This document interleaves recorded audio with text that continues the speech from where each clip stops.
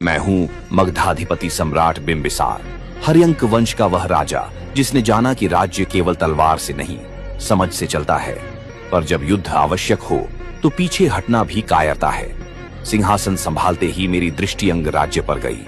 उसका राजा ब्रह्मदत्त मगध की सीमाओं को चुनौती दे रहा था। यह संघर्ष केवल भूमि का नहीं, मगध के भविष्य का था। मैं स्वयं रणभूमि में उतरा।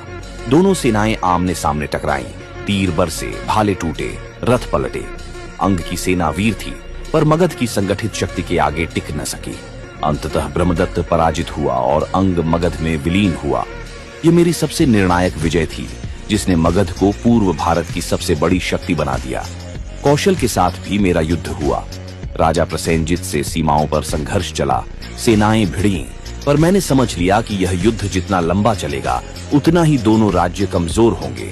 इसलिए मैंने तलवार की जगह राजनीति चुनी। कौशल की राजकुमारी से विवाह हुआ और काशी प्रदेश मुझे प्राप्त हुआ।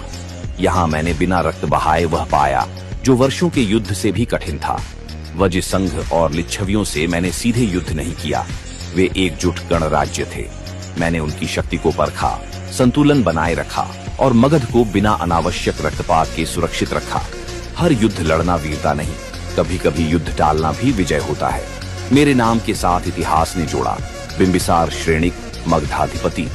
मैंने राजगृह को सुदृढ़ राजधानी बनाया, दुर्ग और सड़कें बनवाईं, जल संरक्षण की व्यवस्था की, मनुष्यों और पशुओं दोनों के लिए चिकित्सालय बनवाए। मेरे दरबार में विद्या का सम्मान था। गौतम बुद्ध और महावीर को मैंने संरक्षण दिया, क्योंकि मैं जानता था राज्य शरीर से चलता है पर आत्मा विचारों से। जो राजा युद्ध जीतकर भी मानवता न बचा पाए वह हार जाता है, और जो बुद्धि से विजय रचे वही इतिहास में जीवित रहता है।